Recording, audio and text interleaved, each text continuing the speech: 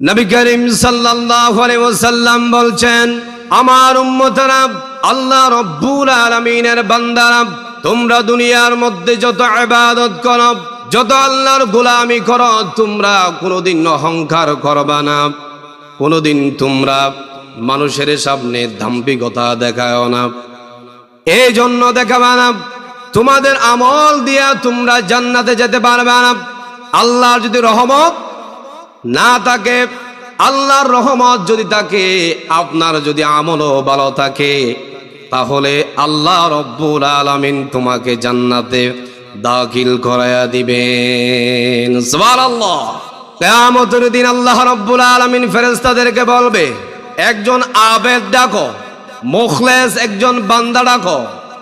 আল্লাহ রব্বুল আলামিন বলবে, ও ফেরেশতারা, তোমরা কিয়ামতের মাঠ থেকে একজন তোমরা মুখলেস বান্দা ডাকো। তাকে ডেকে আনা হবে। মুখলেস আর আবেদ বান্দা মানে যাদের জীবনে কোনো গুনাহ নেই, জীবনে কোনো কি নেই। এইরকম আল্লাহর ওলি আছে না নাই? অবশ্যই আছে। কোনদিন আল্লাহ রব্বুল আলামিনের নাফরমানি করে নাই। আল্লাহ রব্বুল আলামিন এমন একজন বান্দাকে ডাক দেবে, ও আমার বান্দা, তুমি এইদিকে আসো, জান্নাতে তুমি চলে যাও। ওই বান্দা যদি আল্লাহ রব্বুল আলামিনকে না বলে, ওগো আল্লাহ রব্বুল আলামিন, আপনার রহমতের দিয়া, আপনার রহমত দিয়া আপনি আমাকে জান্নাতে প্রবেশ করান, এটা যতক্ষণ পর্যন্ত বলবে না, ততক্ষণ পর্যন্ত ওই ব্যক্তি জান্নাতে প্রবেশ করতে পারবে না। আল্লাহু আকবার। ওই বান্দা যখন জান্নাতের গেটের সামনে আসবে, ওই বান্দাকে যখন বলবে, তুমি আল্লাহর রহমতে তুমি জান্নাতে প্রবেশ করো, তখন ওই বান্দা বলবে, ওগো আল্লাহ, কেন আপনার রহমতে আমাকে জান্নাতে প্রবেশ করতে হবে? আমি তো দুনিয়ায় থাকতে কোনো অন্যায় করি নাই, অপরাধ করি নাই, কোনোদিন তো গুনার কাজ করি নাই, কেন আপনার রহমত দিয়ে আমার থেকে জান্নাতে প্রবেশ করতে হবে? তখন আল্লাহ রব্বুল আলামিন বলবে, তোমার যদি কুদরত থাকে, তোমার আমল দিয়ে তুমি জান্নাতে প্রবেশ করো। আল্লাহু আকবার। ওই ব্যক্তি জান্নাতে প্রবেশ করতে পারবে না। কার রহমত ছাড়া? আল্লাহর রহমত ছাড়া। ওই বান্দা তখন ওই বান্দাকে বলবে, আমার আল্লাহ রব্বুল আলামিন, ও ফেরেশতারা, তোমরা একটা মিজানের ফাল্লার ব্যবস্থা করো। সুবহানাল্লাহ। মিজানের ফাল্লার ব্যবস্থা করো। ফাল্লা মানে হচ্ছে ওজন মাপা, যে জিনিস দিয়ে ওজন মেপে যা, ঠিক কি না? দোকানের মধ্যে যখন আমরা জিনিসের জন্য যাই, সদাই করার জন্য যাই, তখন আমাদেরকে দোকানের সওদাগর আমাদেরকে একটা ফাল্লা দিয়ে মেপ করে দেয়। আল্লাহ রব্বুল আলামিন বলছো, ফেরেশতারা, তোমরা একটা ফাল্লার ব্যবস্থা করো। ওই ফাল্লা দিয়ে আমার এই বান্দা দুনিয়ায় থাকতে তার মৃত্যু থেকে, হায়াতে জিন্দেগি থেকে মৃত্যু পর্যন্ত যত আমল করেছে, যত আমার গোলামি করেছে, সবগুলা এক পাল্লায় দাও। আমার অসংখ্য অগণিত রহমত থেকে একটা তোমরা এক পাল্লায় দাও। তাহলে তুমি ওজন করে একটু আমার এই বান্দাকে কোনটার ওজন বেশি একটু দেখে দাও। সুবহানাল্লাহ। সাথে সাথে ফেরেশতারা একটা পাল্লা নিয়ে আসবে। পাল্লা নিয়ে আসার পরে যখন পাল্লার মধ্যে ওই বান্দার সমস্ত আমলগুলা দেওয়া হবে, আর আল্লাহ রব্বুল আলামিনের একটা রহমত এক পাল্লায় দেওয়া হবে, তখন যখন ওজন করা হবে, তখন সাথে সাথে দেখা যাবে ওই বান্দার কোটি কোটি বছরের যে আমল করেছে, সেটার সে আমার আল্লাহ রব্বুল আলামিনের একটা রহমতের পাল্লা ভারী হয়ে যাবে। সুবহানাল্লাহ। ওই বান্দা দেখো তো 2 যুগ দিয়ে কান্না করা শুরু করে দিবে। ওই বান্দা বলবে, ওগো আল্লাহ, আমি এতক্ষণ পর্যন্ত আপনার সাথে যা বেয়াদবি করেছি, আমাকে মাফ করে দেন। আল্লাহু আকবার। ওই ব্যক্তি বলবে, ওগো আল্লাহ, আপনি আমাকে মাফ করে দেন, আমি বুঝতে পারি নাই, আপনার রহমত ছাড়া আমি বান্দার কুদরত নাই জান্নাতে প্রবেশ হওয়ার। সুবহানাল্লাহ। ওই ব্যক্তি আল্লাহর কাছে আত্মসমর্পণ করে আল্লাহর কাছে ছোট হয়ে বলবে, ওগো আল্লাহ, আপনি আমাকে মাফ করে দেন। আমার আল্লাহ তো দয়ালু। আমার আল্লাহ কি? আমার আল্লাহর একটা নাম হচ্ছে রহমান, তিনি দয়ালু। তার একটা নাম আছে কাহ্হার। তিনি যখন রাগান্বিত হয় তাকে থামানোর জন্য কিয়ামতের মাঠে দ্বিতীয় কোনো ব্যক্তি থাকবে না। আল্লাহু আকবার। ওই ব্যক্তির সাথে সাথে আল্লাহ রাব্বুল আলামিনের কাছে যখন মাফ চাইবে, সাথে সাথে ওই ব্যক্তিকে আল্লাহ রাব্বুল আলামিন মাফ করে দিবেন। ওই ব্যক্তি বলবেন, ওগো আল্লাহ, আপনার রহমত দিয়ে আমার আমল নামার বিনিময়ে আপনি আমাকে জান্নাতে দাখিল করায়া দেন। সুবহানাল্লাহ। এই জন্য এখান থেকে বোঝা যায় ইবাদত করে অহংকার করা যাবে না, দাম্ভিকতার সহিত চলাফেরা করা যাবে না। মনে করতে হবে আমি কিছুই করি নাই, কিন্তু এটার বদৌলত নিবেন আপনি একমাত্র আল্লাহর কাছ থেকে, ঠিক কি না? দুনিয়ার কাউকে ইবাদত নিয়ে ভরাই করে অহংকার কোনো লাভ নেই। এই জন্য আমি বলবো, আমার অত্র এলাকার মানুষদেরকে বলবো, আপনারা এখনো পর্যন্ত যারা বিক্ষিপ্ত অবস্থায় আছেন, এখনো সময় আছে। দোকানে পাড়ে অযথা সময় নষ্ট না করে, মাহফিল তো প্রতিদিন হয় না, বছরে হয় একবার। আমরা সময়টা নষ্ট না করে প্যান্ডেলে এসে মাহফিলের সৌন্দর্য রক্ষা করি। আল্লাহ পাক সবাইকে কবুল করুক। সবাই বলেন আমিন। সম্মানিত উপস্থিতি, আমার ভাইয়েরা, কথা বলার কথা ছিল সূরা বনী ইসরাইল থেকে 17 নম্বর সূরা। কোরআনে কারিমে কত নম্বর সূরা? 17 নম্বর সূরা বনী ইসরাইলের প্রথম থেকে কথা বললাম। আমার সাথে সাথে যারা পারেন সবাই পড়ুন। বিসমিল্লাহির রহমানির রহিম। সুবহানাল্লাযী আসরা বিআবদিহি লাইলাম মিনাল মাসজিদিল হারাম ইলাল মাসজিদিল আকসা الذي باركنا حوله لنريه من آياتنا الله أكبر। এই আয়াতের মধ্যে আল্লাহ রাব্বুল আলামিন বলছে সুবহান। সুবহান আমাদেরকে বুঝতে হবে, সুবহান মানে হচ্ছে আমার আল্লাহ, যিনি অসম্ভবকে সম্ভব করে দেখিয়ে দিতে পারে। তিনি কে? আমার আল্লাহ। এই জন্য আল্লাহ রাব্বুল আলামিন সুবহান দিয়ে শুরু করেছেন। আজকের রাতটা আমরা সবাই জানি 26 তারিখ, 27 তারিখের রাত, ঠিক কিনা? আর রজব মাসের 27 তারিখ আল্লাহ রাব্বুল আলামিন আমার আপনার নবীকে 7 আকাশ পাড়িয়ে সিদরাতুল মুনতাহা অতিক্রম করে আরশ আজিমে নিয়ে গিয়েছিলেন। সুবহানাল্লাহ। আল্লাহ রাব্বুল আলামিন আমার আপনার নবী মুহাম্মদ সাল্লাল্লাহু আলাইহি ওয়াসাল্লামকে এমন এমন মুজিজা দান করতেন, তাকে এমন এমন অলৌকিক ঘটনা দেখিয়ে দিতেন। যখন আমার নবীর মনটা খারাপ থাকতো, তখন আল্লাহ রাব্বুল আলামিন, আমার আল্লাহ রাব্বুল আলামিন আমার নবী মুহাম্মদ সাল্লাল্লাহু আলাইহি ওয়াসাল্লামকে এমন মুজিজা দান করতেন, যেটা পেয়ে আপনার আমার নবী খুশি হয়ে যেতেন। সুবহানাল্লাহ। আমার আপনার নবী মক্কায় যখন কোরআনের দাওয়াত দিচ্ছিলেন, কোরআনের দাওয়াত দিচ্ছে, কাফেরেরা আমার আপনার নবীকে বিভিন্নভাবে হেনস্থ করত, বিভিন্নভাবে আমার আপনার নবী মুহাম্মদ সাল্লাল্লাহু আলাইহি সাল্লামকে তারা অপমান করত। তখন আমার আপনার নবীর মনটা খারাপ হয়ে যেত। তখন আমার আপনার নবী মুহাম্মদ সাল্লাল্লাহু আলাইহি সাল্লাম যখন মক্কার কাফেরেরা ইসলামের দাওয়াত গ্রহণ করতেছে না, তিনি রাগ করে তিনি চিন্তা করলেন, এখানেও তো আমার দাওয়াত গ্রহণ করতেছে না, মনে হয় একটু তাইফের মাঠে গিয়া যখন কোরআনের দাওয়াত দিব, আমার থেকে মনে হয় তারা আমার দাওয়াত কবুল করে নিবেন। আল্লাহু আকবার। আমার আপনার নবী মুহাম্মদ সাল্লাল্লাহু আলাইহি ওয়াসাল্লাম সাথে সাথে কোথায় চলে গেল? তাইফের মাঠে।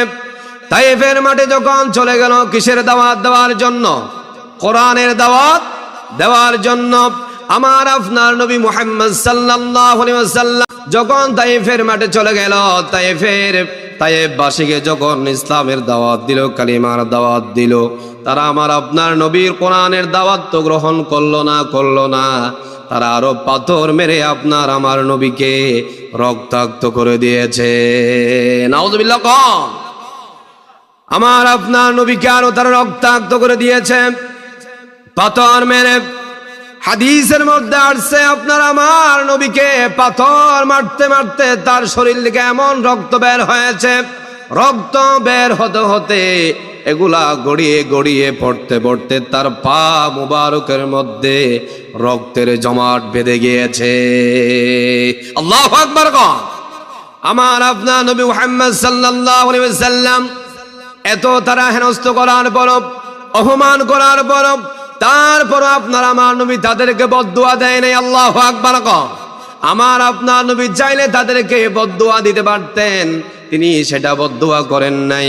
তিনি হতাশা হয়ে পড়ে গিয়েছেন। যখন সাহাবীরা জিজ্ঞেস করতেছে, ইয়া রাসূলুল্লাহ, আপনাকে তো কাফেরেরা অনেক অপমানিত করেছে, অনেক আপনাকে অপদস্থ করেছে, আপনি তাদেরকে একটু কি করেন, বদদুয়া দিলেন না কেন? তখন আপনার আমার নবী মুহাম্মদ সাল্লাল্লাহু আলাইহি ওয়াসাল্লাম বলছে, ও আমার সাহাবীরা, কেন আমি তাদেরকে বদদুয়া দিব? এরা তো আমার ইসলাম কালিমার দাওয়াত গ্রহণ করলো না, আমার কোনো সমস্যা নাই, কিন্তু এদের নাতি ফুতি একদিন ইসলামের কালিমা গ্রহণ করতে পারে। আল্লাহু আকবার। তিনি বলছে, যখন আমি এখন বদদুয়া দিব, আমি তাদেরকে যখন অভিশাপ দিব, সাথে সাথে তারা ধ্বংস হয়ে যাবে। এই জন্য আমি মুহাম্মদ সাল্লাল্লাহু আলাইহি ওয়াসাল্লাম তাদেরকে বদদুয়া দিতে পারি না। এরা যদি কালিমার দাওয়াত গ্রহণ না করে, তাদের নাতি ফুতিরা একদিন এই ইসলামের কালিমা গ্রহণ করে নিবেন। সুবহানাল্লাহ। যখন আমার নবী তায়েফের মাঠে ইসলামের দাওয়াত দেওয়ার জন্য গেলাম, তখন তাদেরকে যখন কোরআনের দাওয়াত দিল, তারা তো ইসলামের দাওয়াত গ্রহণ করল না, রাসূলকে আরো তারা অপমান করেছে। এই জন্য রাসূলের মনটা খারাপ হয়ে গিয়েছে। তখন আল্লাহ রাব্বুল আলামিন আমার রাসূলকে সুসংবাদ দিয়েছে, ও নবী, আপনি টেনশন করিয়েন না, আপনি টেনশন করিয়েন না, মন খারাপ করিয়েন না। আমি আল্লাহ রাব্বুল আলামিন আপনাকে এমন মুজিজা দান করব, তুমি মুহাম্মদ সাল্লাল্লাহু আলাইহি ওয়াসাল্লামকে আমার সাথে দেখা করার জন্য আরশ আজিমে নিয়ে আসবো। সুবহানাল্লাহ। এই খবর শুনে মুহাম্মদ সাল্লাল্লাহু আলাইহি ওয়াসাল্লামের মনটা কি খারাপ থাকতে আর পারে? হযরত মূসা আলাইহিস সালাতু ওয়াস সালাম আল্লাহর সাথে দেখা করতে চেয়েছিলেন, কিন্তু আল্লাহ বলছে, লান তারানি, ও মূসা, তুমি আমাকে দেখতে পারবা না। আর মুহাম্মদ সাল্লাল্লাহু আলাইহি সাল্লামকে বলছে, ও আমার দুস্থ মুহাম্মদ, আপনাকে আমি দাওয়াত দিয়ে আমার সাথে দেখা করার জন্য নিয়ে আসবো। আল্লাহু আকবার। মূসা আলাইহিস সালাতু ওয়াস সালাম আল্লাহ রাব্বুল আলামিনকে বলছে, ওগো আল্লাহ, আপনি আমাকে দেখা দেন, কোনো সমস্যা হবে না। আল্লাহ বলছে, মূসা, তুমি আমার নূরের তাজাল্লি তুমি সহ্য করতে পারবে না। যখন মূসা বারবার আবদার করতেছে, মূসাকে বলছে, ও মূসা, তুমি যদি আমাকে দেখতে চাও, তুর পাহাড়ে যাও। কোন পাহাড়ে? তুর পাহাড়ে যাও, আমি সেখানে আসবো, তোমার সাথে দেখা করব। মূসা আলাইহিস সালাতু ওয়াস সালাম তার দলবল নিয়ে কোথায় গেল? তুর পাহাড়ে চলে এলো। সেখানে যাওয়ার পর আল্লাহ রাব্বুল আলামিনের ৭০,০০০ নূরের পর্দা থেকে একটা পর্দা যখন সরালো, সাথে সাথে মূসার দলবল সহ সবাই বেহুশ হয়ে পড়ে গিয়েছে। আল্লাহু আকবার। কিছুক্ষণ করে মূসা আলাইহিস সালাম আবার জাগ্রত হন। দেখা যাচ্ছে আমার দলবল সবাই কি করেছে? বেহুশ হয়ে পড়ে আছে, সবাই কেউ মৃত্যুবরণ করে ফেলেছে। সাথে সাথে মূসা আলাইহিস সালাম বলছে, ওগো আল্লাহ, আপনাকে আর দেখতে হবে না, আমি এখন বাসায় গিয়ে এলাকায় গিয়ে কি জবাব দিব? আপনি আল্লাহ রাব্বুল আলামিন একটু দয়া করেন, যারা এখানে মৃত্যুবরণ করেছে সবাইকে একটু জাগ্রত করে দেন, আবারও স্বাভাবিক করে দেন। আমি মূসা আল্লাহ রব্বুল আলামিনকে আর দেখতে চাই না। আল্লাহু আকবার। যেখানে মূসা আলাইহিস সালাম দেখার জন্য চেয়েছে সেখানে মূসা দেখতে পায় নাই। আর আপনার আমার নবী মুহাম্মদ সাল্লাল্লাহু আলাইহি ওয়াসাল্লাম আল্লাহ রাব্বুল আলামিন তাকে নিজে দাওয়াত দিয়ে কোথায় নিয়ে যাবেন? আরশ আজিমে নিয়ে যাবেন। 27 তারিখ রাত্রে আল্লাহ রাব্বুল আলামিন আমার আপনার নবী মুহাম্মদ সাল্লাল্লাহু আলাইহি ওয়াসাল্লামকে তার কাছে মেহমান হিসেবে নিয়ে যাবেন। সুবহানাল্লাহ। জিবরাইলকে পাঠিয়ে দিলাম, ও জিবরাইল যাও আমার বন্ধু, আমার দুস্ত, আমার হাবিব মুহাম্মদ সাল্লাল্লাহু আলাইহি ওয়াসাল্লামকে সুসংবাদ দিয়ে আসো। জান্নাত থেকে একটা জান্নাতি পোশাক নিয়ে যাও, বুরাকের জগৎ থেকে একটা বুরাক নিয়ে যাও। আমার দুস্তকে আপনি সেখান থেকে ইসরা করে বাইতুল মুকাদ্দাসে নিয়ে যাও। সুবহানাল্লাহ। আমরা আল্লাহ রাব্বুল আলামিন জিবরাইলকে পাঠিয়ে দিলাম। জিবরাইল আলাইহিস সালাতু ওয়াস সালাম চলে গেল জান্নাতের মধ্যে একটা জান্নাতি পোশাক নিল আর বুরাকের জগতে গেল। বুরাকের জগতে গিয়ে একটা বুরাক দেখা যাচ্ছে, অসংখ্য বুরাক। একটা বুরাক তার চেহারাটা অন্ধকার আর দুই চোখ দিয়া শুধু বেয়ে বেয়ে পানি যাচ্ছে। জিবরাইল গিয়া সেখানে গিয়ে প্রশ্ন করতেছে, সব বুরাক তো এখানে সুন্দরভাবে বসে আছে, ও বুরাক তোমার কি হয়েছে? তোমার কি হয়েছে? তুমি এইভাবে মনটা খারাপ করে কেন কান্না করতেছ? ওই বুরাক বলতেছে, ও জিবরাইল, আমি গতকালকে আল্লাহ রব্বুল আলামিনের পক্ষ থেকে খবর পেয়েছি আল্লাহ রব্বুল আলামিন আমার উপরে যাওয়ার করে মুহাম্মদ সাল্লাল্লাহু আলাইহি ওয়াসাল্লামকে ইসরা করাবেন। এই জন্য আমি বুরাক খুশি আনন্দে কান্না করতেছি। এই কান্না দুঃখের কান্না নয়। আল্লাহু আকবার। ওই বুরাককে বলছে, জিবরাইল বলছে, তোমাকে আমি রিসিভ করার জন্য আসলাম। আল্লাহু আকবার। ওই বুরাককে নিয়ে গেল, আমি তোমাকে নেওয়ার জন্য আসলাম। ওই বুরাক নিয়ে মা উম্মে হানির ঘরে গেল। রাসূল সাল্লাল্লাহু আলাইহি ওয়াসাল্লামকে সেখান থেকে জাগ্রত করলো, সেখান থেকে জাগায়া মক্কাতুল মুকাররমায় নিয়ে গেল। সেখানে নিয়ে যাওয়ার পরে রাসূল সাল্লাল্লাহু আলাইহি ওয়াসাল্লাম সেখানে 2 রাকাত নামাজ পড়েছে। কয় রাকাত? 2 রাকাত নামাজ পড়েছে, নফল নামাজ পড়েছে। এখান থেকে বোঝা যায় কোনো মানুষ যখন ঘর থেকে বের হয় কোনো জায়গা যাওয়ার জন্য উদ্দেশ্য হয়ে, তখন একটা রাসূলের সুন্নাহ হচ্ছে 2 রাকাত নফল নামাজ আদায় করে বের হওয়া। আল্লাহু আকবার। এগুলা কি আমাদের কাছে আছে? নেই। ঘর থেকে বের হওয়ার সময় যে দোয়াটা পড়ে, এটাও তো সবাই পড়ে না। বিসমিল্লাহি তাওয়াক্কালতু আলাল্লাহ, এই দোয়াটা আমরা পড়ি না। কি নামাজ পড়বে? আমরা হলাম নামদারি মুসলমান। নামদারি মুসলমান। মুসলমানিত্ব আমাদের মধ্যে যদি আপনি খুঁজেন, দেখা যাবে বেশিরভাগ মেজরিটি% লোক থেকে মুসলমানিত্ব হওয়া যাবে না, ঠিক কি না? এই জন্য আমাদেরকে কোরআনের আলোচনা হলে সেখানে আসতে হয়। এগুলো হচ্ছে আম জনতার ক্লাস, ঠিক কি না? আপনাকে যদি আমি গিয়ে মসজিদের মধ্যে যদি এক কথাটা বলি সবার সামনে, আপনার হয়তো লজ্জাও লাগতে পারে, ঠিক কি না? এই জন্য কোরআনের মাহফিলে আসলে অনেক কিছু অজানা জিনিস জেনে যাওয়া যায়, ঠিক কি না? জিবরাইল আলাইহিস সালাতু ওয়াস সালাম বুরাকের মধ্যে মক্কাতুল মুকাররমা থেকে আল্লাহ রাব্বুল আলামিনের হুকুমে জিবরাইল আলাইহিস সালাতু ওয়াস সালাম আমার আপনার নবীকে বুরাকের মধ্যে তুলল। সেখান থেকে বাইতুল মুকাদ্দাস নিয়ে জিবরাইল আলাইহিস সালাতু ওয়াস সালাম বুরাকের মধ্যে মক্কাতুল মুকাররমা থেকে আল্লাহ রাব্বুল আলামিনের হুকুমে জিবরাইল আলাইহিস সালাতু ওয়াস সালাম আমার আপনার নবীকে বুরাকের মধ্যে তুলল। সেখান থেকে বাইতুল মুকাদ্দাস নিয়ে যাবে কোথায়? বুরাকের আকৃতিটা হচ্ছে গাদার চেয়ে বড়, কচ্ছরের চেয়ে ছোট। আর এই বুরাকের রংটা ছিল সাদা। রংটা কি ছিল? সাদা ছিল। এটা একটা প্রাণী। এটা একটা কি প্রাণী? বুরাক এটা হচ্ছে কি একটা প্রাণীর নাম। জিবরাইল আলাইহিস সালাতু ওয়াস সালাম বাইতুল মুকাদ্দাস নিয়ে গেল। সেখানে নিয়ে যাওয়ার পরে অসংখ্য ফেরেশতারা সেখানে আমার নবীকে স্বাগতম, আহলান সাহলান দিচ্ছে। আল্লাহু আকবার। আমাদের দেশের মধ্যে যখন বাহিরের রাষ্ট্র থেকে যখন একটা প্রধানমন্ত্রী এখানে আসে, তখন আমাদের রাষ্ট্রীয় থেকে অনেক কিছু ব্যবস্থা করা হয়, লাল গালিচার ব্যবস্থা করা হয়, অসংখ্য অসংখ্য বাহিনীদেরকে সেখানে দাঁড় করাইয়া দেওয়া হয় স্বাগতম জানানোর জন্য, আহলান সাহালান জানানোর জন্য। ঠিক তেমনি ভাবে আল্লাহ রব্বুল আলামিন আমার নবীকে এমন ভাবে স্বাগতম জানাচ্ছেন, ফেরেশতাদেরকে দিয়া সেখানে দাঁড় করায় দিয়েছে, সবাই আমার নবীকে আহলান সাহালান দিয়েছে।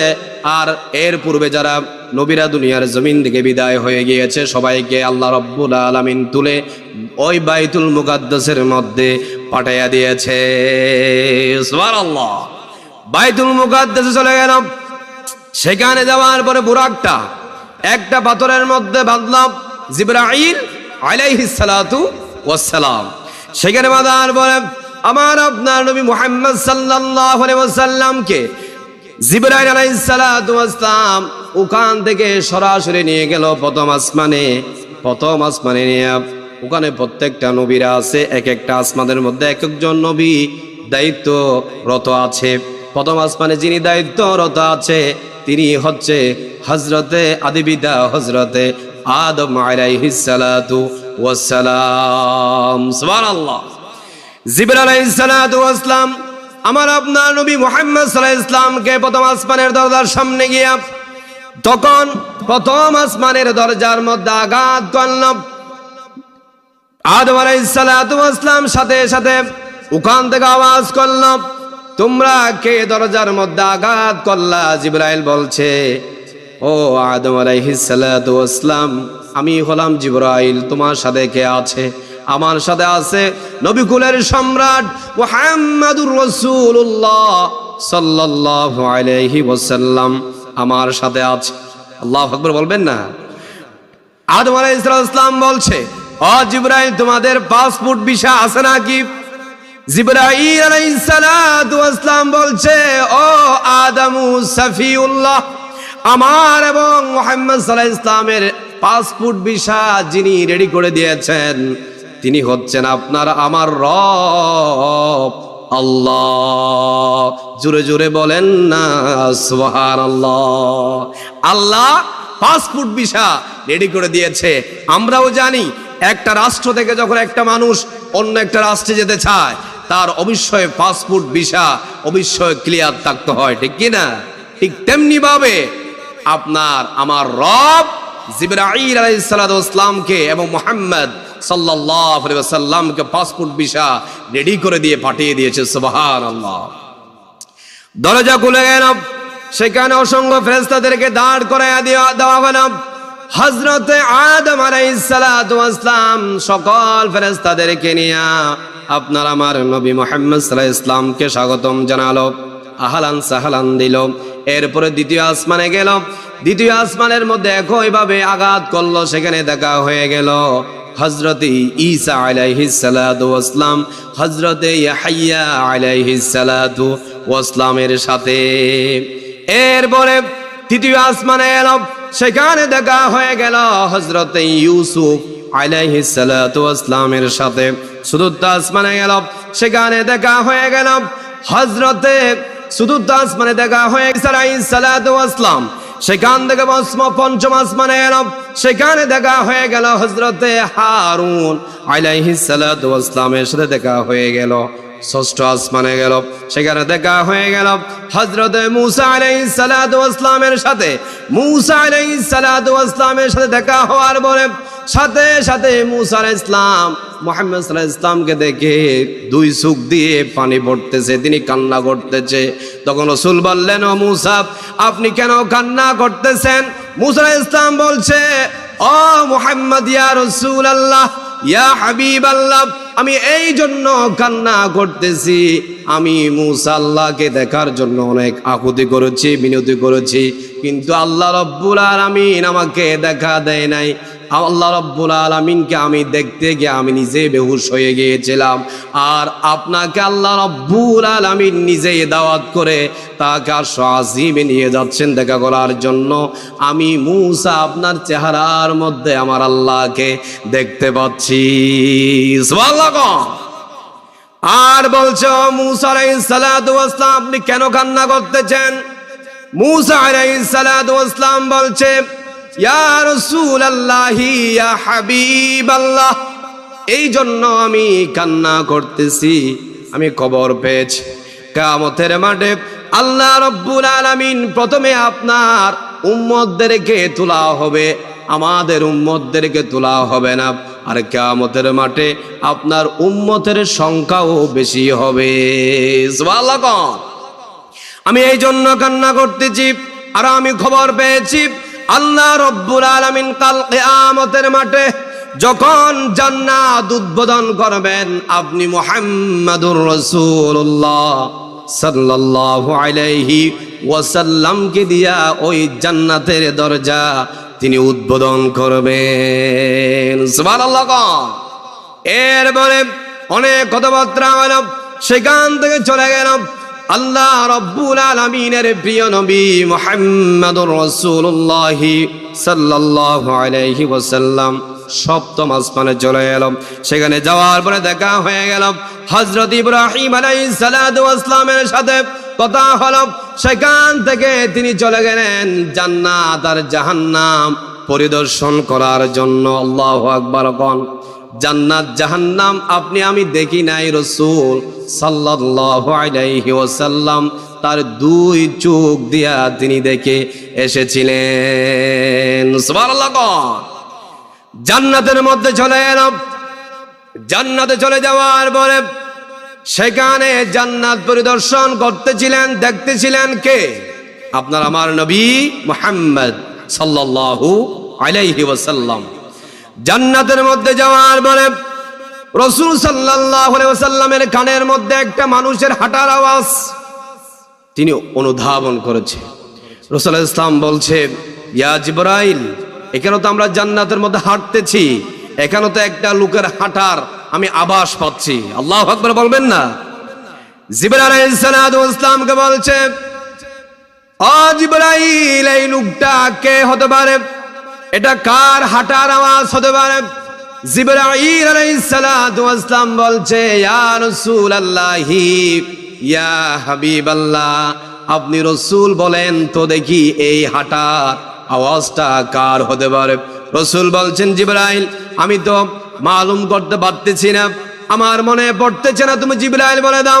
তখন সাথে সাথে জিবরাইল আলাইহিস সালাতু ওয়াস সালাম বলছে, ইয়া রাসূলুল্লাহ ইয়া হাবিবাল্লাহ, এই হাঁটার আওয়াজটা হলো মসজিদে নববীর মুয়াজ্জিন কালো সাহাবী হযরতে বেলালের পায়ের আওয়াজ। আমল করার জন্য চেষ্টা করি, যখন আমি 5 ওয়াক্ত নামাজ পড়ার জন্য মসজিদে যাই, সবার আগে মসজিদে চলে যাই, আর যাওয়ার পরে সাথে সাথে 2 রাকাত তাহিয়াতুল উজুর নামাজ পড়ে ফেলি। এই মনে হয় 2 রাকাত নামাজের কারণে আমি আল্লাহ রব্বুল আলামিন আমি বেলালকে জান্নাতে দুনিয়ায় থাকতে হাঁটার সুযোগ করে দিয়েছেন। সুবহানাল্লাহ। হযরত বেলাল কি আমল করতে? অতিরিক্ত উজু করার পরে 2 রাকাত নামাজ পড়তেন, তাহিয়াতুল উজুর নামাজ। এগুলা কি আমরা পড়ি না? মসজিদে গিয়ে আগে গিয়ে বসা থাকি, কোনো নামাজের কোনো খবর নেই।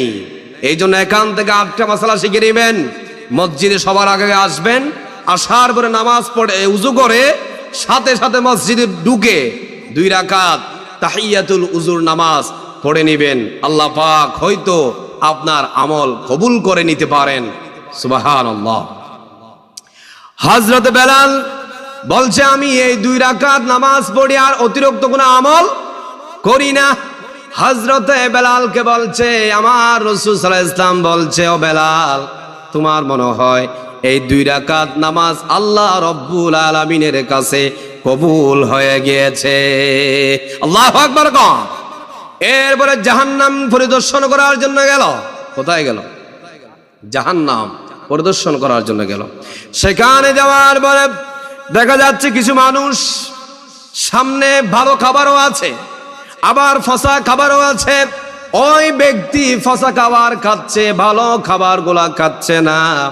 তখন জিবরাইল থেকে প্রশ্ন করলাম, আর রাসূল সাল্লাল্লাহু আলাইহি ওয়াসাল্লাম বলছে, ইয়া জিবরাইল, মান হাউলাই, এরা খারাপ।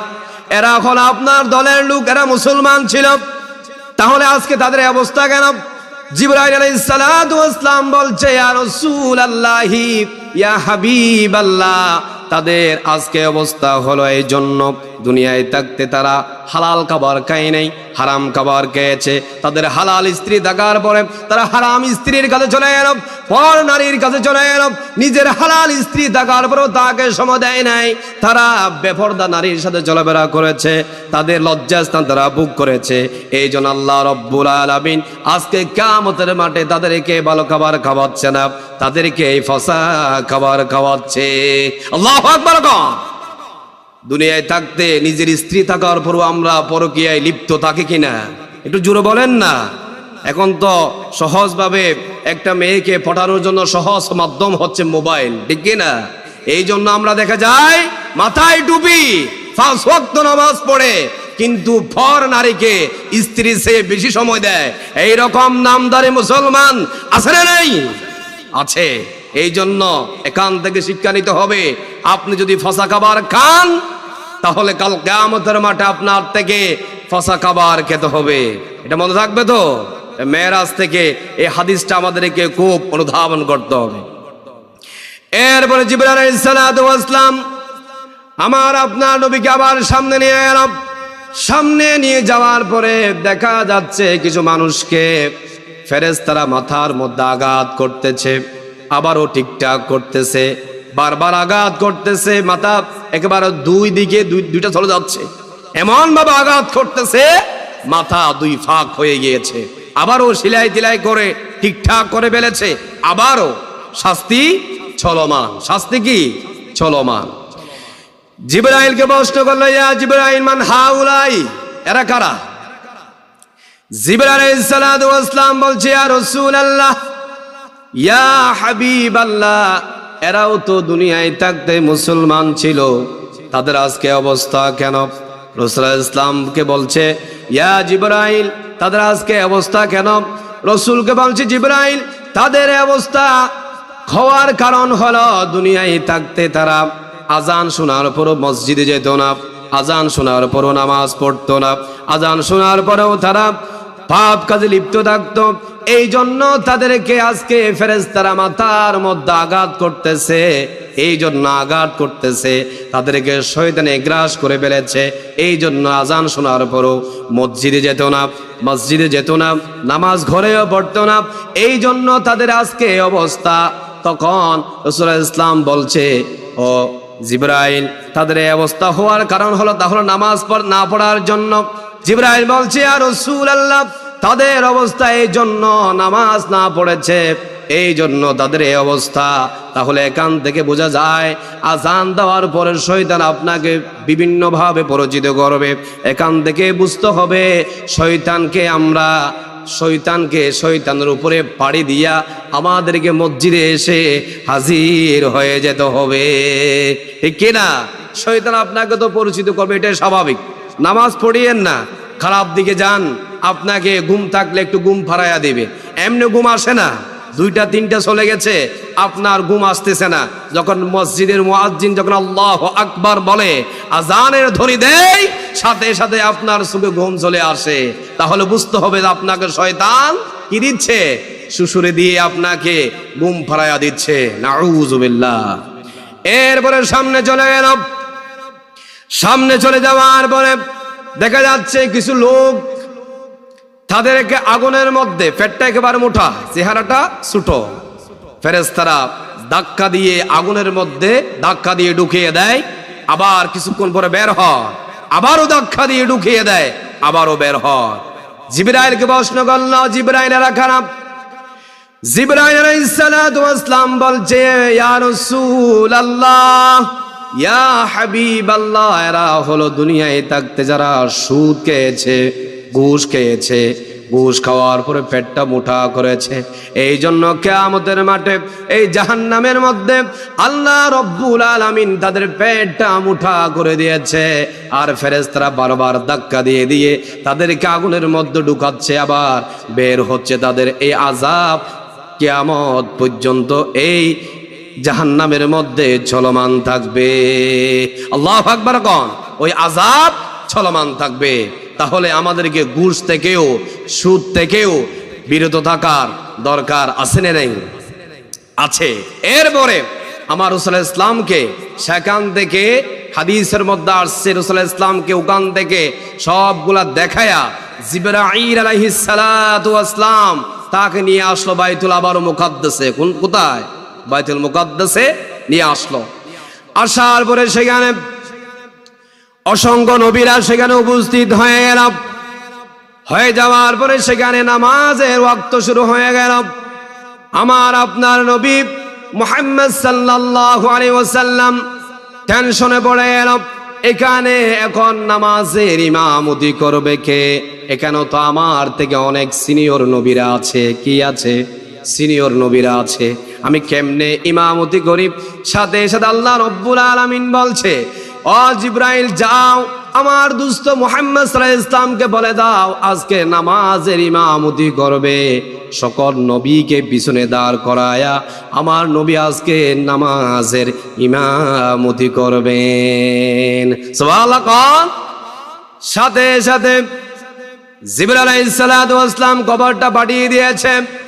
জিবরাইল আলাইহিস সালাতু ওয়াস সালাম বলার সাথে সাথে আমার নবী মুহাম্মদ সাল্লাল্লাহু আলাইহি ওয়াসাল্লাম ইমামের জায়গায় দাঁড়িয়ে গেল। ওইটা দ্বারা আরেকটা আল্লাহ রব্বুল আলামিন প্রমাণ করে দিয়েছে, দলিল বানিয়ে দিয়েছেন সমস্ত নবীদের যিনি সরদার হচ্ছে আমার আপনার নবী মুহাম্মদুর রাসূলুল্লাহ সাল্লাল্লাহু আলাইহি ওয়াসাল্লাম। আমার নবী হচ্ছে সমস্ত নবী রাসূলগণের মাথার মুকুট, শামসুল হিদায়া, বদরুদ্দুজা, সাইয়্যিদুস সাকালাইন, ইমামুল মুরসালিন, খাতামান নবিয়্যিন, আফতাব নবুয়ত, শাহিন শাহের রিসালাত, সরকার দু জাহা, সুলতান মদিনা, হুজুর আকরাম, নূর মুজাসসাম, জনাব মুহাম্মদুর রাসূলুল্লাহ সাল্লাল্লাহু আলাইহি ওয়াসাল্লাম তাকে সমস্ত নবীদের নেতা বানিয়ে দিয়েছে। সুবহানাল্লাহ। আমার নবী নামাজ পড়াচ্ছিলেন। নামাজ পড়াতে পড়াতে 3 রাকাত শেষ হয়ে গেল। কয় রাকাত? 3 রাকাত শেষ হয়ে গেল। আমার নবী থেকে মনের মধ্যে একটা সংকল্প আসলো, ইচ্ছা আসলো। আমার নবী আপনার নবী মুহাম্মদ রাসূলুল্লাহ ইসলাম বলছে এখন তো আমাদের কিবলা বাইতুল মুকাদ্দাসের দিকে। রাসূল বলছে, কে বলছে? রাসূল বলছে তখন আমাদের কিবলা ছিল বাইতুল মুকাদ্দাসের দিকে। ওই দিন কিবলা পরিবর্তন হয়েছে। এটা আমার মুখের কথা নয়, আল্লাহ রাব্বুল আলামিন কোরআনে কারীমের মধ্যে বলছেন, قد نرى تقلب وجهك في السماء فلنولينك قبلة ترضاها। আল্লাহু আকবার। সাথে সাথে আমার নবী বলছে, আল্লাহ আমাদের কিবলাটা যদি মক্কাতুল মুকাররমার দিকে হতো কতই না ভালো হতো। আল্লাহু আকবার কোন। আমার নবী আল্লাহর কাছে কোনো কথা বলতে দেরি, কবুল হতে দেরি হয় না। সাথে সাথে আল্লাহ রাব্বুল আলামিন কবুল করে নিলেন। আল্লাহ রাব্বুল আলামিন সাথে সাথে বলছে, ও আমার হাবিব মুহাম্মদ সাল্লাল্লাহু আলাইহি ওয়াসাল্লাম আপনি মনে মনে কি চিন্তা করেছেন আমি আল্লাহ জেনে গিয়েছি। আর দেরি করার কোনো কারণ নাই। এখন বাকি 1 রাকাত তুমি মক্কাতুল মুকাররমার দিকে নামাজটা আদায় করে শেষ করো। আজকে থেকে আমি আল্লাহ রব্বুল আলামিন তোমাদের কিবলা বানিয়ে দিলাম মক্কাতুল মুকাররমা। সুবহানাল্লাহ। ওই দিন আমাদের কিবলা পরিবর্তন হয়েছে। সুবহানাল্লাহ বলবেন না? এরপরে নামাজ শেষ করার পরে সেখান থেকে নিয়ে গেলাম সিদরাতুল মুনতাহায়। কোথায়? সিদরাতুল মুনতাহা মানে হচ্ছে শেষ প্রান্ত। সিদরাতুল মুনতাহা শব্দের অর্থ কি? শেষ সীমানা, শেষ সীমানা। সেখানে যাওয়ার পরে জিবরাইল আলাইহিস সালাম বলছে আমার আপনার নবীকে, ইয়া রাসূলুল্লাহ আমি আর যেতে পারবো না, আমি আর যেতে পারবো না।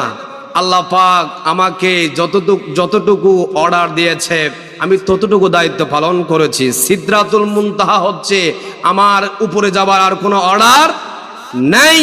এখান হচ্ছে আমার শেষ সীমানা। এখান থেকে আল্লাহ পাক তার কুদরতি লিফটের মাধ্যমে তোমাকে আরশ আজিমে নিয়ে যাবে। সুবহানাল্লাহ।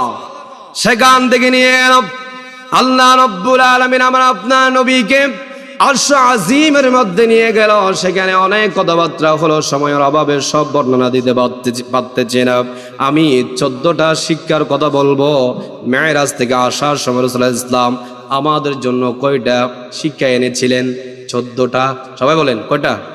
14টা শিক্ষা এনেছিলেন, সেটার বর্ণনা দিব। নবী করিম সাল্লাল্লাহু আলাইহি ওয়াসাল্লাম মেরাজ থেকে আসার পরে ধারাবাহিক আল্লাহ রাব্বুল আলামিন সেগুলা বর্ণনা করেছেন। 22 নম্বর আয়াতে বলছেন আল্লাহ রাব্বুল আলামিন, লা তাজআল মা'আল্লাহি ইলাহান আখার ফাতাকউদ মাযমুমান মাখযুলা। আল্লাহু আকবার। কোন এই আয়াতের মধ্যে বলছে আমার আল্লাহ রাব্বুল আলামিন বলছে, ও দুনিয়ার বান্দারা, আমার নবীর উম্মতেরা, তোমরা যখন দুনিয়ার মধ্যে আছো, তোমাদেরকে আমি এমনি এমনি সৃষ্টি করে নাই, আমার ইবাদত করার জন্য সৃষ্টি করেছি। তোমরা সব সময় আমি আল্লাহ রাব্বুল আলামিনের ইবাদত বান্দেগি করবা। সুবহানাল্লাহ। আর যদি আমার স্তরে যদি তোমরা অন্য কারো গোলামি করো, ইবাদত বান্দেগি করো, তাহলে তোমরা লাঞ্ছিত হবা, নিন্দিত হবা। আল্লাহ পাক বলছে, আমি আল্লাহ রাব্বুল আলামিনের যদি তোমরা ইবাদত করো, তোমাদের সম্মান মর্যাদা আমি আল্লাহ বাড়িয়ে দিব। সুবহানাল্লাহ। কোন আমরা কেন জান্নাতে যেতে চাই? আমাদের আদি পিতার নাম হচ্ছে হযরতে আদম আলাইহিস সালাতু ওয়াস সালাম। আমাদের বাবার বাড়ি কোথায়? সবাই বলেন জান্নাতে। আমাদের বাবার বাড়ি কোথায়? প্রত্যেকজনের বাবার বাড়ি আছে। কারো বাড়ি আজিজ ফাজিলপুর, কারো বাড়ি মোহাম্মদপুর, কারো বাড়ি ইয়াকুবপুর, এভাবে। কিন্তু আমাদের সকলের একজন পিতা আছে, সেই পিতার নাম হচ্ছে হযরত আদম আলাইহিস সালাতু ওয়াস সালাম, আর তার বাড়ি হচ্ছে জান্নাতে। সুবহানাল্লাহ বলবেন না? এই জন্য আমরা জান্নাতে যেতে চাই। আর জান্নাতে যদি আপনি যেতে চান, তাহলে আপনাকে কি করতে হবে? ইহদিনাস সিরাতাল মুস্তাকিম। আল্লাহ পাক বলছে, আমার সহজ সরল পথের দিকে তোমাদেরকে চলতে হবে। সুবহানাল্লাহ। সূরা ফাতিহা যখন আমরা তেলাওয়াত করি, সবাই আমরা সূরা ফাতিহার মধ্যে ইহদিনাস সিরাতাল মুস্তাকিম এই আয়াতটা তেলাওয়াত করি কিনা? এটার অর্থ হচ্ছে আমাদেরকে সহজ সরল পথ আমাদেরকে আল্লাহ দেখান। সুবহানাল্লাহ বলবেন না? 2 নাম্বার হলো আল্লাহ রাব্বুল আলামিন কোরআনে কারীমের 17 নম্বর সূরার 23 এবং 24 নম্বর আয়াতে বলছেন, ওয়াকাদা রাব্বুকা আল্লা তা'বুদু ইল্লা ইয়্যাহু ওয়া বিল ওয়ালিদাইনি ইহসানা ইম্মা ইয়াবলুগান্না ইনদাকাল কিবারা আহাদুহুমা আও কিলাহুমা ফালা তাকুল লাহুমা উফফিন ওয়ালা তানহারহুমা ওয়া কুল লাহুমা قولا كريما واخفض لهما جناح الذل من الرحمة وقل رب ارحمهما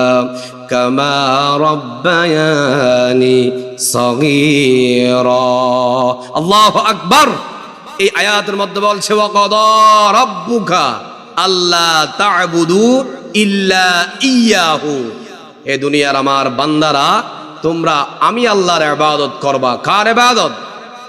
আমি আল্লাহ রাব্বুল আলামিনের ইবাদত করবা। এরপরে কার গোলামি করবা, কার আনুগত্য করবা?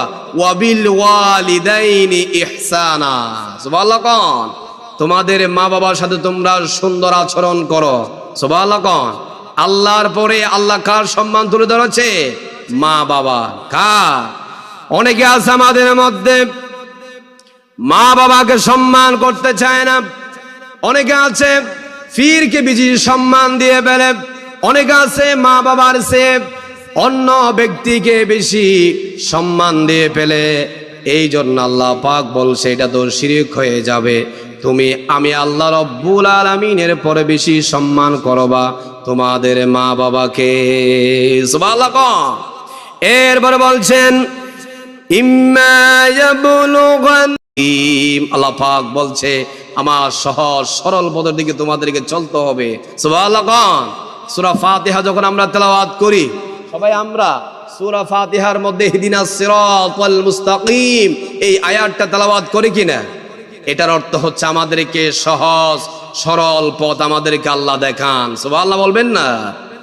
2 নাম্বার হলো আল্লাহ রাব্বুল আলামিন কোরআনে কারীমের 17 নম্বর সূরার 23 এবং 24 নম্বর আয়াত বলছেন ওয়া ক্বাদা রাব্বুকা আল্লা তা'বুদু ইল্লা ইয়্যাহু ওয়া বিল ওয়ালিদাইনি ইহসানা ইম্মা ইয়াবলুগান্না ইনদাকাল কিবারা আহাদুহুমা আও কিলাহুমা ফালা তাকুল লাহুমা উফফিন ওয়ালা তানহারহুমা ওয়া কুল লাহুমা قولا كريما واخفض لهما جناح الذل من الرحمة وقل رب ارحمهما كما ربياني صغيرا الله أكبر। এই আয়াতের মধ্যে বলছে ওয়াকাদা রাব্বুকা আল্লা তা'বুদু ইল্লা ইয়াহু, এ দুনিয়ার আমার বান্দারা তোমরা আমি আল্লাহর ইবাদত করবা। কার ইবাদত? আমি আল্লাহ রাব্বুল আলামিনের ইবাদত করবা। এরপরে কার গোলামি করবা, কার আনুগত্য করবা? ওয়াবিল ওয়ালিদাইনি ইহসানা। সুবহানাল্লাহ। তোমাদের মা বাবার সাথে তোমরা সুন্দর আচরণ করো। সুবহানাল্লাহ। আল্লাহর পরে আল্লাহ কার সম্মান তুলে ধরেছে? মা বাবা। কার? অনেকে আছে আমাদের মধ্যে মা বাবাকে সম্মান করতে চায় না। অনেকে আছে পীরকে বেশি সম্মান দিয়ে ফেলে।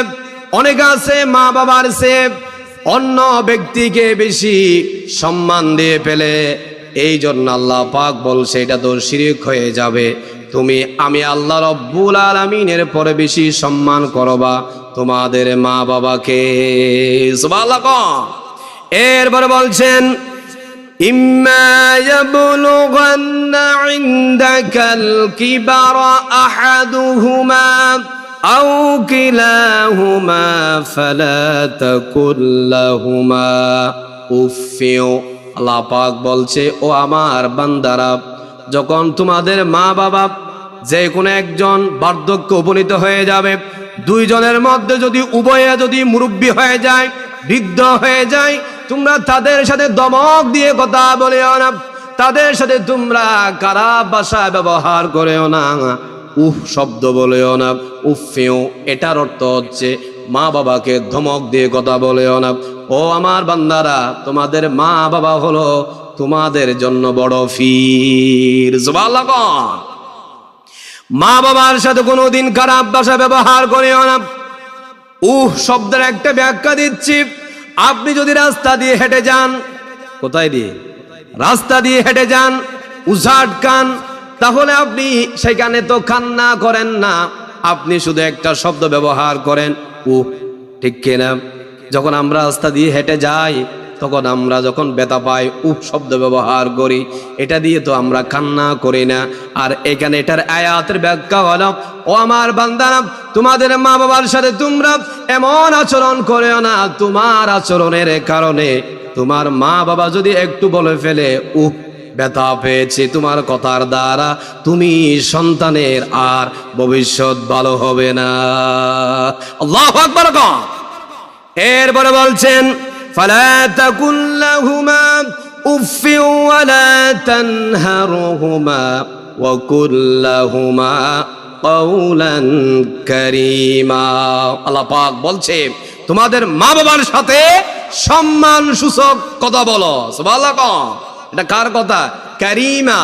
কারীমা শব্দের অর্থ হচ্ছে সুন্দর ভাষা, সম্মানিত ভাষা। তুমি মা বাবার সাথে কি করো? ব্যবহার করো। এগুলো এনেছে কে? রসুল। মেরাজ থেকে আসার সময় রসুলের কাছে আমার আল্লাহ সেগুলা দিয়েছিলেন। কাদের জন্য? এখানে 14টার মধ্যে 13টা হচ্ছে আমাদের জন্য, একটা হচ্ছে হক্কুল ইবাদা, যেটা আল্লাহর জন্য বলেছে। এই 14টার মধ্যে 2 ভাগে বিভক্ত, একটা হচ্ছে আল্লাহর জন্য, বাকি 13টা হচ্ছে আমাদের বালায়ের জন্য। সুবহানাল্লাহ। এরপরে বলছেন ওয়াখফিদ লাহুমা জানাহাদ যুল্লি মিনার রাহমাতি ওয়া কুর রাব্বিরহামহুমা কামা রব্বায়ানি সগীরা। আল্লাহু আকবার। কোন এই আয়াতের মধ্যে বলছে তোমাদের মা বাবার জন্য তোমরা কি করো? বেশি বেশি দোয়া করো। সেই দোয়াটা তোমাদের বানিয়ে বানিয়ে বলতে হবে না। আমি আল্লাহ রব্বুল আলামিন কোরআনে কারীমের মধ্যে আয়াত নাজিল করে দিয়েছি, রব্বিরহামহুমা কামা রব্বায়ানি সগীরা। এটার অর্থ হলো, ও আল্লাহ, আমার মা বাবা আমাকে ছোট শিশু থাকতে শৈশবকালে যেভাবে আমাকে কোলে নিয়ে ঘুম পাড়াইয়া দিয়েছে, কত আদর করেছে, কত যত্ন করেছে, আপনি সেইভাবে আমাদের মা বাবাকে ওইভাবে তোমার রহমতের চাদর দিয়া ডেকে রাখবা। সুবহানাল্লাহ। এরপরে 3 নাম্বার শিক্ষা হলো, আল্লাহ রাব্বুল আলামিন কোরআনে কারীমের মধ্যে বলছেন, রব্বুকুম আ'লামু বিমা ফি নুফুসিকুম ইন তাকুনু সালিহিন ফাইন্নাহু কানা লিল আওয়াবিনা গফুরা। আল্লাহ পাক বলছে তোমাদের কৃতকর্মের জন্য তোমরা আল্লাহর কাছে বেশি বেশি তওবা করো। সুবহানাল্লাহ। 3 নাম্বার শিক্ষা হচ্ছে মেরাজের, তোমরা তোমাদের কৃতকর্মের জন্য, সব তো আর ভালো কাজ হচ্ছে না, অনেক গুনাহ হচ্ছে, এই জন্য আল্লাহ বলছে বেশি বেশি কি করো? তওবা করো। তওবা করলেই আমি আল্লাহ পাক তোমাকে মাফ করে দিব। সুবহানাল্লাহ। এখন আমরা তওবা করি কখন? যখন মৃত্যুর শয্যায় সজ্জিত হয়ে যায়, যখন আমি মানুষের কথা শুনি না, যখন সুখ দেখি না, তখন আমরা হুজুরকে ডেকে এনে একটা কালিমা পড়িনি, আছে না নাই? এই তওবার কোনো দাম নাই। আল্লাহ বলছে তোমার যখন শক্তি আছে, সামর্থ্য আছে, যখন শরীরের তোমার যৌবন আছে, সব কিছু ঠিক আছে, তখন তুমি তওবা করো, তাহলে তোমার তওবা আমি আল্লাহ কবুল করে নেব। সুবহানাল্লাহ। এই জন্য তওবা করার মূল পয়েন্ট হচ্ছে যখন আপনার শক্তি থাকবে, সামর্থ্য থাকবে, তখন আমাদেরকে তওবা করতে হবে। তখন মৃত্যুর শয্যায় সজ্জিত হলে তওবা করে কোনো লাভ নাই। 4 নাম্বার, আল্লাহ রাব্বুল আলামিন কোরআনে কারীমের মধ্যে বলছেন, ওয়াআতি যাল কুরবা হাক্কাহু ওয়াল মিসকিনা ওয়া বানাস সাবিল ওয়ালা তুবাযযির তাবযীরা। আল্লাহু আকবার। কোন আল্লাহ রাব্বুল আলামিন বলছে দুনিয়ার বান্দারা, আমার নবী মেরাজ থেকে আসার সময় 4 নাম্বার শিক্ষা এনেছে। ও দুনিয়ার বান্দারা, কান খাড়া করে শুনুন, এটা তো আমার মন গড়া কথা নয়। কথা কার? কথা কার? একটু জোরে বলেন না, কথা কার? কথা কার? কথা হচ্ছে আল্লাহর। আল্লাহর কথা যদি আপনি 1 ইঞ্চি পরিমাণও সন্দেহ করেন, আপনার ঈমান সাথে সাথে চলে গিয়েছে, নতুন করে আবার ঈমান আনতে হবে, ঠিক কি না? এই 4 নাম্বার পয়েন্ট হলো, আল্লাহ রাব্বুল আলামিন বলছে তোমাদের আত্মীয়তার হক, তোমাদের আত্মীয় স্বজনদের হক তোমরা আদায় করে নাও। কে বলেছেন? আল্লাহ বলেছেন। অনেক মা বাবা আছে, সন্তান আছে, আপনি আপনার সম্পদ বন্টন করে না দিয়া দুনিয়ার জমিন থেকে বিদায় হয়ে গিয়েছেন। এখানে ভাই বোনে কি হয়ে গিয়েছে? ঝগড়া বিবাদ চলতেছে।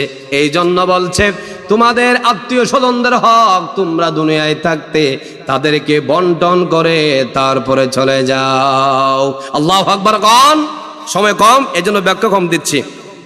5 নাম্বার হলো, আল্লাহ রাব্বুল আলামিন বলছেন সূরা বনী ইসরাঈলের 27 নম্বর আয়াতে বলছেন, ইন্নাল মুবাযযিরিনা কানু إخوان الشياطين وكان الشيطان بربه كفورا আল্লাহ পাক বলছে 5 নাম্বার হচ্ছে তোমরা অপচয় করিও না, অপচয় করিও। টাকা আছে বলে যেমন তেমন খরচ করিও না। খরচ করার ক্ষেত্রে মধ্যম পন্থা অবলম্বন করো। খরচ করার ক্ষেত্রে কোন পন্থা? একেবারে কিপটামিও করা যাবে না, একেবারে অপচয়ও করা যাবে না।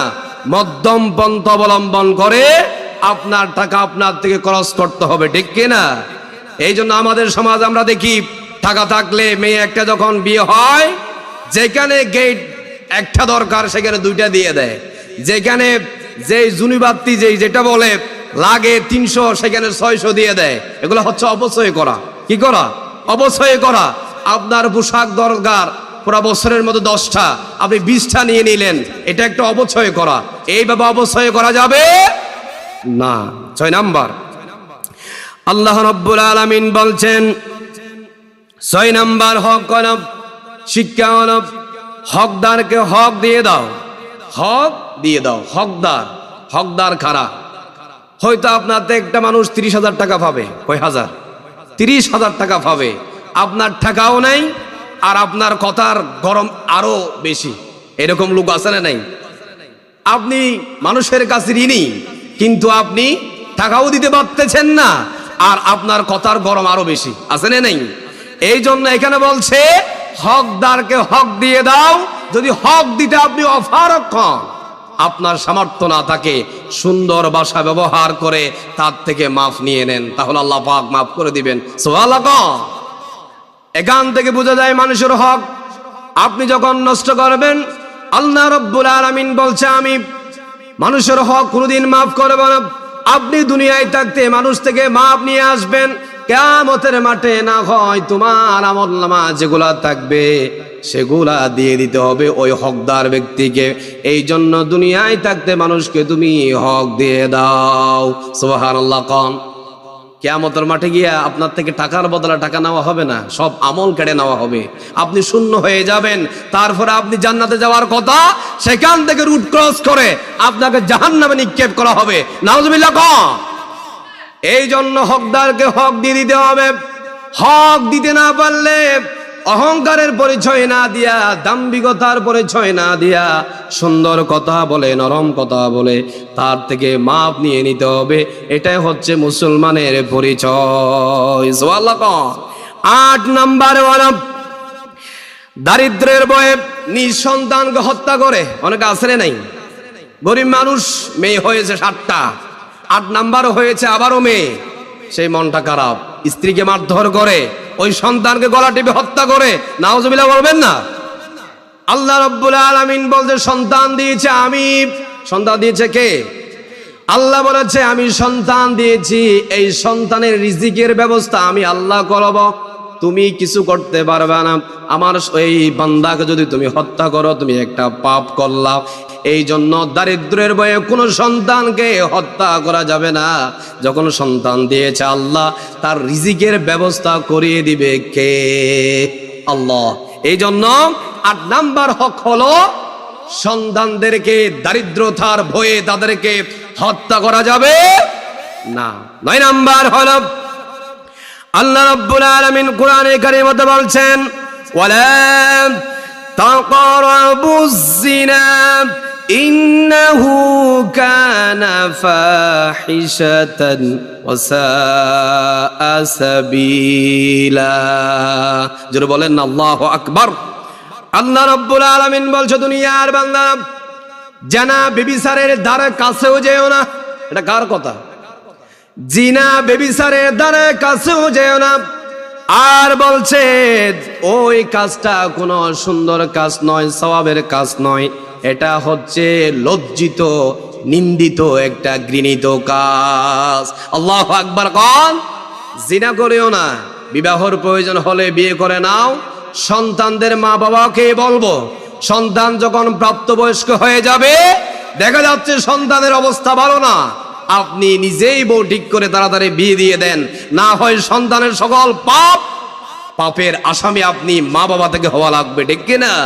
এই জন্য জেনা করার জন্য যেই সমাজে সহজ ওই সমাজে বিয়ে করা কঠিন, যেই সমাজে বিয়ে করা সহজ সেই সমাজে জিনা করা কঠিন হয়ে যায়। আল্লাহু আকবার।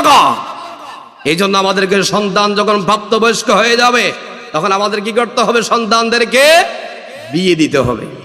এরপরে আসেন 10 নাম্বার হলো আল্লাহ রাব্বুল আলামিন বলছে কোন বান্দাকে, কোন আল্লাহর বান্দাকে অন্যায়ভাবে হত্যা করা যাবে না। কোন মানুষকে কোন আপনার ক্ষতি করে নাই ওই মানুষকে আপনি হত্যা করতে পারবেন না। এই পারমিশন আল্লাহ পাক আপনাকে দেয় নাই। আল্লাহ বলছে কোন মানুষকে হত্যা করতে পারবেন না আপনি অন্যায়ভাবে। কিন্তু কোরআনের মধ্যে আছে হত্যার বদলা কিন্তু হত্যাই করতে হবে। এটা হচ্ছে যদি কোনো মানুষকে যদি অন্যায়ভাবে হত্যা করে ফেলে ওই রক্তের বদলা কিন্তু ইসলামে আছে রক্ত নিতে হবে, ঠিক না? এটা হচ্ছে ভিন্ন বিষয়। কিন্তু কোনো মানুষকে অন্যায়ভাবে হত্যা করা যাবে না। 11 নাম্বার পয়েন্ট হলো আল্লাহ রাব্বুল আলামিন বলছে কোরআনে কারীমের মধ্যে ওয়ালা তাকরাবু মালাল ইয়াতীম ইল্লা, আপনার সামর্থ্য না থাকে সুন্দর ভাষা ব্যবহার করে তার থেকে মাফ নিয়ে নেন, তাহলে আল্লাহ পাক মাফ করে দিবেন। সুবহানাল্লাহ। এখান থেকে বোঝা যায় মানুষের হক আপনি যখন নষ্ট করবেন আল্লাহ রাব্বুল আলামিন বলছে আমি মানুষের হক কোনোদিন মাফ করব না। আপনি দুনিয়ায় থাকতে মানুষ থেকে মাপ নিয়ে আসবেন, কিয়ামতের মাঠে না হয় তোমার আমলনামা যেগুলা থাকবে সেগুলা দিয়ে দিতে হবে ওই হকদার ব্যক্তিকে। এই জন্য দুনিয়ায় থাকতে মানুষকে তুমি হক দিয়ে দাও। সুবহানাল্লাহ। কোন কিয়ামতের মাঠে গিয়া আপনার থেকে টাকার বদলে টাকা নেওয়া হবে না, সব আমল কেড়ে নেওয়া হবে। আপনি শূন্য হয়ে যাবেন, তারপরে আপনি জান্নাতে যাওয়ার কথা সেখান থেকে রুট ক্রস করে আপনাকে জাহান্নামে নিক্ষেপ করা হবে। নাউজুবিল্লাহ। এই জন্য হকদারকে হক দিয়ে দিতে হবে।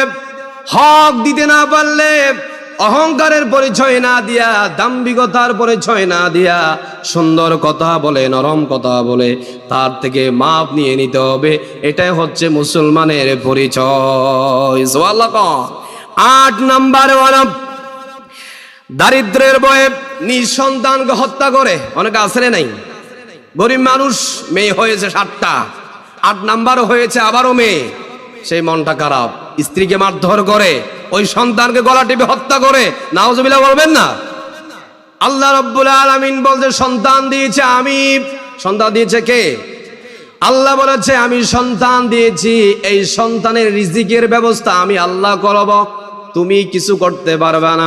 আমার এই বান্দাকে যদি তুমি হত্যা করো তুমি একটা পাপ করলা।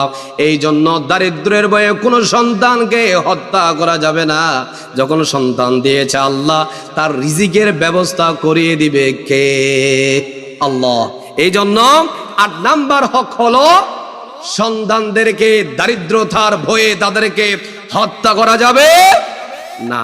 9 নাম্বার হলো আল্লাহ রাব্বুল আলামিন কোরআনে কারীমে বলছেন ওয়ালা তাকরাবুজ জিনা ইন্নাহু কানা ফাহিশাতান ওয়া সাআ সাবিলা।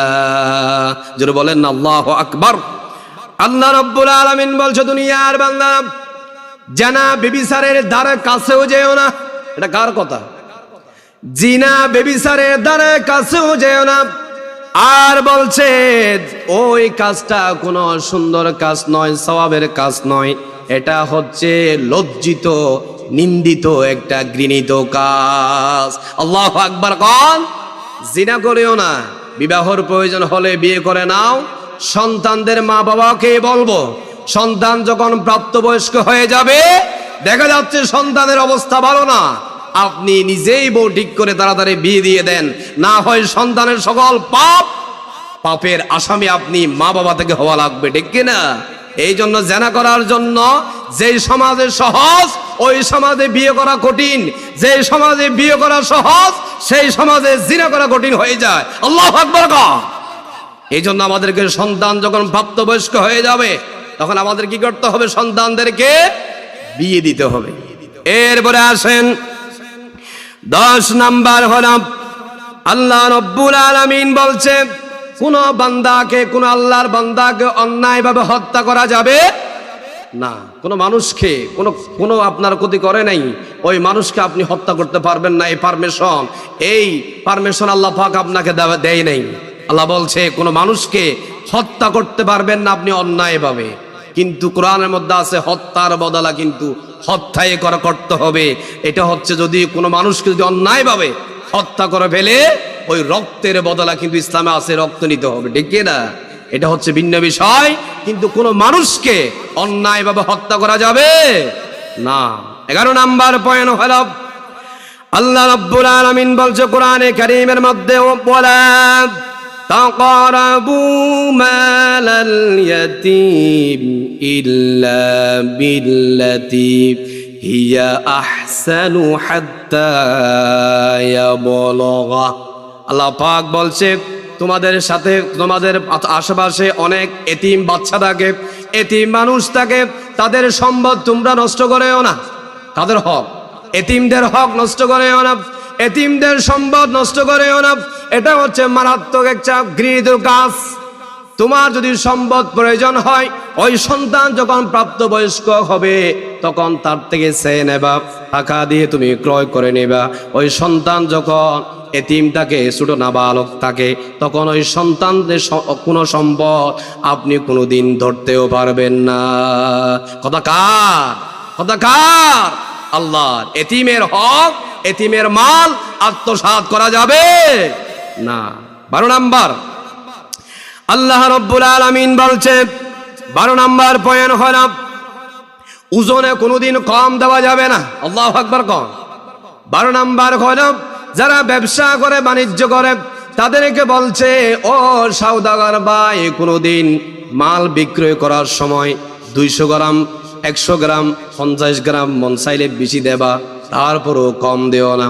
বেশি দিলে সওয়াব পাবা, কিন্তু কম দিলে কিন্তু তোমার থেকে আল্লাহর আদালতে দাঁড়াতে হবে, ঠিক কি না? এই জন্য বলছে ওজনে কোনোদিন কম দেওয়া যাবে না। আপনি কাটাকে সোজা করে মেপে দিবেন, তাহলে আল্লাহ রাব্বুল আলামিনের আদালত থেকে তুমি বেঁচে যাবা। সুবহানাল্লাহ। এই জন্য 12 নম্বর পয়েন্ট হচ্ছে আপনি কি করতে পারবেন না, ওজনে কম দিতে পারবেন না। এক জায়গায় এক লোকের ঘটনা একটা বললে আপনাদের আরো ক্লিয়ার হবে। গুস্তর দোকানে বেশি এই সমস্যাটা হয়, ঠিক কি না? গুস্তর দোকানে সমস্যাটা বেশি হয়। এক হুজুর নাকি গুস্তর দোকান থেকে মাংস বিক্রয় করলো, সেখানে নাকি মাথার মধ্যে দেখা গিয়েছে 200 গ্রাম বেশি। হুজুর বলতেছে, ভাই আমাকে 200 গ্রাম আপনি বেশি দিলেন। বলছে, হুজুর খেয়ে দোয়া করিয়েন। ওই মাংস যখন অন্য দোকানে গিয়ে যখন মাপলো, 200 গ্রাম আরো কম পেলো, ঠিক কি না? এগুলো সমস্যা হয় বেশি মাংসর দোকানে। এই জন্য যারা মাংসর দোকান করেন তাদের থেকে ফাল্লার দিকে খুব সতর্ক থাকতে হবে। হয়তো দুনিয়ার মধ্যে হেসে আপনি 2 টাকা বেশি লাভ করার জন্য দিয়ে দিলেন, কাল কিয়ামতের মাঠে এই 2 টাকা আপনার জন্য জাহান্নামের আগুন পরিণত হয়ে যাবে। নাউজুবিল্লাহ। এই জন্য যারা ব্যবসা করেন তাদেরকে ওজনে দিকে খেয়াল রাখতে হবে। 13 নাম্বার হলো যেই বিষয়ে আপনার জ্ঞান নাই, যেই বিষয়ে আপনার জানা নাই, ওই বিষয় নিয়ে তর্কাতর্কি না করার জন্য বলছে তিনি কে? আল্লাহ। কোরআন শরীফে আয়াত আছে, সময় কম এর জন্য বলতেছি না। আল্লাহ রাব্বুল আলামিন বলছে, বান্দা তোমার যে বিষয়ে জ্ঞান নেই, এখন আমাদের সমাজের মধ্যে অনেক লোক আছে তার থেকে কোনো কোরআনের জ্ঞান নাই, হাদিসের জ্ঞান নাই, দোকানে বসে বসে হেসে হেসে অনেক কথা বাড়তি কথা বলে ফেলে, এরকম লোক আছে না নাই? ও বান্দা, এখন থেকে সতর্ক হয়ে যাও।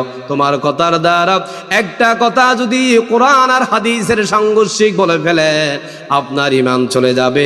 ওই ঈমান ছাড়া যদি আপনি 1000 বছর নামাজ পড়েন, মৃত্যুর আগ পর্যন্ত ইবাদত করেন, আর লাস্টে দেখবেন আপনার আমলনামার খাতাটা সাদা থাকবে।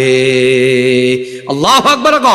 এই জন্য আমাদেরকে এখান থেকে শিক্ষা নিতে হবে, যে বিষয়ে আপনার জ্ঞান নাই সেগুলা নিয়ে তর্কাতর্কি করার কোনো দরকার নাই, বরং সে যার কাছে জ্ঞান আছে তার থেকে আমরা সেই ব্যাপারে বিস্তারিত জেনে নেব, ঠিক কিনা? 14 নাম্বার লাস্ট। এরপরে 14 নাম্বার, আল্লাহ রাব্বুল আলামিনের প্রিয় নবী মুহাম্মদ সাল্লাল্লাহু আলাইহি ওয়াসাল্লাম মেরাজ থেকে আসার সময় শিক্ষা এনেছিলেন, আল্লাহর জমিনে তোমরা কোনোদিন অহংকার করেও না, দাম্ভিকতার সহিত চলেও না। প্রথমে বলেছি, এটা লাস্ট নাম্বার আসছে। জমিনের মধ্যে, জমিনটা কার? জমিনটা কার? আপনি হয়তো 30 বছর বাঁচবেন, হয়তো 40 বছর, হয়তো 70 বছর, হয়তো 80 বছর আপনি দুনিয়ার জমিনে থাকবেন। এরপরে এই জমিন থেকে আপনার থেকে চলে যেতে হবে। আপনি সুদকে, ঘুষকে, আপনি সন্তানদেরকে আপনি সম্পদ তৈরি করে দিয়ে গেছেন। আপনি তো ওই কবরের মধ্যে শাস্তি পাবেন, আর আপনার সন্তানেরা দুনিয়ার মধ্যে আরামায়েশ করবে। আর শীতকালে ওই বেগুন আর ইলিশ মাছ এনে খাবে, আপনি আর কবরের মধ্যে ফেরেশতাদের নির্যাতন খেতেই থাকবেন। এই জন্য অহংকার করে এই জমিনের মধ্যে সুদ খাওয়া যাবে না, ঘুষ খাওয়া যাবে না। আমাদের চলতে হবে কোরআন এবং হাদিসকে ফলো করে। আল্লাহু আকবার কোন। আল্লাহ পাক আমাদেরকে এই 14টা শিক্ষা, যদি আমি যেগুলো বলেছি এগুলা যদি আপনার ভিতরে থাকে, আমি মনে করি আপনার থেকে জান্নাতে যাওয়ার জন্য আর বেশি কিছু দরকার হবে না। আমরা কি এগুলো মানি না? না জানলে রিপ্লাই করে আবার হুজুরদের থেকে জিজ্ঞেস করে নিবেন, তারপরও পাপ কাজ করা যাবে না। আমাদেরকে সেদিকে খেয়াল রাখতে হবে। আল্লাহ পাক যে আলোচনা করেছি এগুলো আমাদেরকে আমল করার তৌফিক দান করুক।